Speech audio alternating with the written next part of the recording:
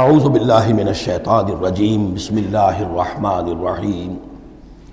سورہ قصص کے آخری یہ دو رکوع ہیں، جن میں سے پہلے رکوع میں ایک کردار کا ذکر ہو رہا ہے، قارون، اور میں آپ کو بتا چکا ہوں کہ یہ کردار جو ہے اسے بھی ایک فرد نہ سمجھیے، بلکہ یہ کہ جو بھی کوئی حکمران قوم ہوتی ہے وہ اپنی غلام قوم کے اندر اس طرح کے کردار باقاعدہ پیدا کرتی ہے، جس کو کہ کہا تھا ملکہ سبا نے کہ ان الملوک اذا دخلوا قریۃ جعلوا عزت اہلھا اذلہ، اور اس کا ایک نتیجہ یہ نکلتا ہے کہ جو گھٹیا لوگ ہوتے ہیں، بے غیرت لوگ ہوتے ہیں، اپنی قوم کے ساتھ غداری کرتے ہیں، انہیں پھر وہاں خطابات دیے جاتے ہیں، نوازا جاتا ہے، ان کے اونچے منصب ہوتے ہیں، آنریڈی مجسٹریٹ بنا دیے گئے ہیں، فلاں ہو گئے ہیں۔ یہ سب کون تھے؟ یہ انگریزوں نے در حقیقت ہندوستان میں اپنی جو حکومت کو مضبوط کرنے کے لیے یہ ایک طبقہ جو ہے ہندوستانیوں میں سے ڈیولپ کیا تھا، اس طبقے کا یہ کردار ہے قارون۔ اچھا، اس قسم کے لوگوں کو پھر انگریز بڑے بڑے ٹھیکے دیتے تھے۔ اب آرمی کے سپلائی کے ٹھیکے ہیں تو بڑے بڑے ٹھیکیدار یہی ہوتے تھے، انہی کے پاس سرمایہ ہو جاتے تھے۔ یہ ساری چیزیں جو ہے ایک دوسرے سے ملی جلی ہوئی ہیں۔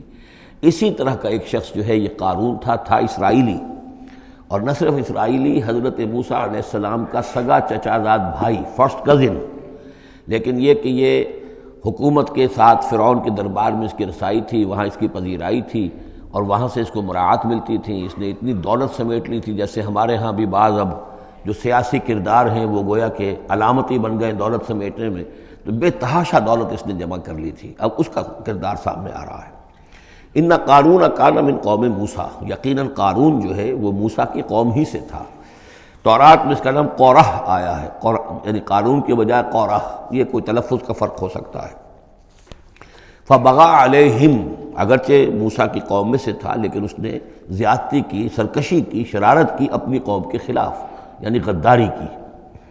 وَآتَيْنَاهُ مِنَ الْكُنُوزِ، اور ہم نے اسے اتنے خزانے دیے تھے، مَا عِنْدَ مَفَاتِحَهُ لَتَنُوءُ بِالْعُصْبَةِ أُولِي الْقُوَّةِ، کہ اس کی کنجیاں اٹھانے کے ضمن میں بڑے طاقتور جوانوں کی ایک جماعت بھی تھک جاتی تھی۔ یہ ذرا بات سمجھ آج نہیں آئے گی کہ آخر اتنی وہ کنجیاں کتنی ہوتی ہوں گی، تو اصل میں یہ کنجیاں جو تالے ہیں ہمارے جس طرح کے، یہ تو اب ایجاد ہوئی ہے۔ پچھلے زمانے میں کیا ہوتا تھا کہ کوئی بڑا سٹور ہے تو اس کے آگے بڑا ایک پھاٹک لگا ہوا ہے، اور اس پھاٹک کے ساتھ جو دروازے کو بند کرنے کے لیے بڑی لمبی لکڑیاں لگائی جاتی تھیں، تو اس طریقے سے وہ جو اڑنگے لگائے جاتے تھے اسی سے وہ پھر دروازے جو ہے بند ہوتے تھے۔ تو اس طرح کی کوئی شے ہوگی، ورنہ جس طرح کے تالے اب ہمارے ہاں ہوتے ہیں اس طرح کے تالے تو اتنے نہیں ہو سکتے کسی بھی معاملے کے، لیکن یہ کہ اس کو اگر ذہن میں رکھیں تو بہرحال اس سے جو مراد ہے وہ یہ کہ دولت بے انتہا اس کے پاس جمع تھی۔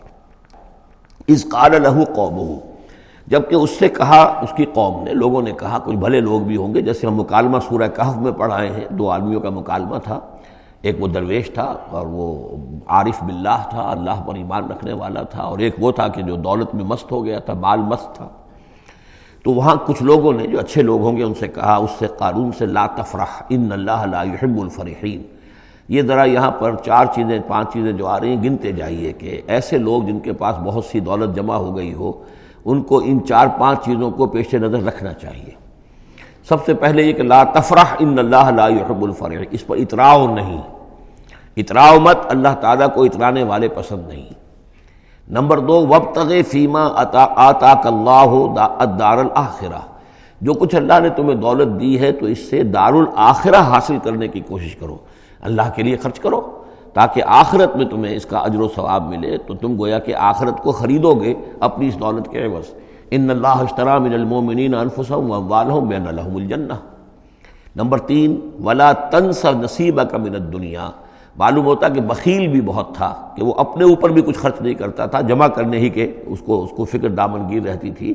اور مت بھولو خود اپنا حصہ بھی دنیا میں سے، جیسے کہ ہم نے سورہ اعراف میں پڑھا تھا کہ قل من حرم زینۃ اللہ التی اخرج لعبادہ والطیبات من الرزق، اگر اللہ نے کسی کو کچھ دیا ہے تو پھر وہ اچھا کھائے، اچھا پہنے، اس میں کس نے حرام کیا ہے؟ کوئی رہبانیت کا انداز تو نہیں ہے۔ اور یہ بھی ہم پڑھ چکے ہیں سورہ الفرقان میں کہ وہ اللہ کے جو نیک بندے ہیں، عباد الرحمن، ان کے اوصاف میں سے ہے والذین اذا انفقوا لم یسرفوا ولم یقتروا، وہ لوگ کہ جو خرچ کرتے ہیں تو نہ تو اسراف کرتے ہیں لیکن اس کے ساتھ ہی بخل سے بھی کام نہیں لیتے۔ تو یہ بخیلی مت کرو، اور اس جو دولت تمہیں اللہ نے دی ہے اس سے کم اپنی ذات پر بھی خرچ کرو، اچھا کھاؤ، اچھا پہنو۔ چوتھی چیز، وَأَحْسِن كَمَا أَحْسَنَ اللَّهُ إِلَيْكَ، اور لوگوں پر احسان کرو، لوگوں کے ساتھ بھلائی کرو جیسے اللہ نے تمہارے ساتھ بھلائی کی ہے۔ اللہ نے تمہیں دولت دی ہے تو جو بھی تمہاری قوم کے یا اور دوسرے لوگ بھی ہوں، اس میں تو کوئی علیحدہ تخصیص نہیں ہے، غریبوں کا، محتاجوں کا، مسکینوں کا، ان کا جو حق ہے، وفی اموالہم حق معلوم للسائل والمحروم، تو اس میں سے یہ ہے کہ اللہ نے تم پر احسان کیا ہے، یہ دولت دی ہے تو تم لوگوں کے ساتھ احسان کرو۔ اور پانچویں بات، ولا تبغی الفساد فی الارض، زمین میں فساد مت مچاؤ۔ اب یہ کیا مراد ہے؟ فساد کون سا مچا رہا تھا؟ وہ نبی تھے اس وقت کے حضرت موسیٰ علیہ السلام۔ حضرت موسیٰ علیہ السلام اپنے کار نبوت و فرائض رسالت کی ادائیگی میں پوری طریقے سے لگے ہوئے ہیں، اور کچھ لوگ ان کے ساتھ دے رہے ہیں، ان کا ہاتھ بٹا رہے ہیں۔ اب کچھ لوگ اس کام میں جب اڑنگا ڈالیں گے تو گویا کہ یہ فساد فی الارض ہے۔ اللہ تعالیٰ جو خیر چاہتا ہے موسیٰ کے ذریعے سے وجود میں آئے، اب اگر آپ موسیٰ کی مخالفت کریں گے، اس کی اسکیموں کو ناکام کرنے کی کوشش کریں گے، یہ وہی بات ہے جو منافقین کے بارے میں سورہ بقرہ کے دوسرے رکوع میں آ چکی ہے۔ وَإِذَا قِيلَ لَهُمْ لَا تُفْسِدُوا فِي الْأَرْضِ قَالُوا إِنَّمَا نَحْنُ مُصْلِحُونَ أَلَا إِنَّهُمْ هُمُ الْمُفْسِدُونَ وَلَٰكِن لَا يَشْعُرُونَ۔ جب ان سے کہا جاتا ہے کہ تم زمین میں فساد یہی تھا کہ ایک جماعت ہے، ایک تحریک ہے، اس کا ایک نظم ہے، اس نظم کے خلاف تم ریشہ دوانیاں کر رہے ہو، اور اگر اس کی اسکیموں کو فیل کرنے کی کوشش کر رہے ہو تو گویا کہ جو اصلاحی عمل ہے، جو انقلاب برپا کرنے کے لیے جد و جہد ہو رہی ہے، اس کو نقصان پہنچا رہے ہو۔ ان اللہ لا يحب المفسدین، اللہ کو ایسے مفسد پسند نہیں ہے۔ تو یہ 5 چیزیں گن لیجئے۔ نمبر 1، لا تفرح ان اللہ لا يحب الفرحین۔ نمبر 2، وابتغ فیما آتاک اللہ الدار الآخرہ، جو کچھ اللہ نے دیا ہے اس سے آخرت کا گھر حاصل کرنے کی کوشش کرو، یعنی انفاق فی سبیل اللہ کی راہ میں صرف کرنا۔ نمبر 3، ولا تنس نصیبک من الدنیا، خود دنیا سے بھی تم بھی اپنا حصہ حاصل کرو، اچھا کھاؤ، اچھا پہنو۔ وَأَحْسِن كَمَا أَحْسَنَ اللَّهُ إِلَيْكَ، اور خلق خدا پر بھی احسان کرو جیسے کہ اللہ نے تم پر احسان کیا ہے۔ اور نمبر 5، وَلَا تَبْغِ الْفَسَادَ فِي الْأَرْضِ، دین کے لیے، اللہ کی توحید کے لیے، اللہ کے دین کے لیے جو جد و جہد ہو رہی ہے اس کو تقویت پہنچاؤ، نہ یہ کہ اس کے اندر تم خلل پیدا کرنے کی کوشش کر رہے ہو۔ صدق اللہ العظیم۔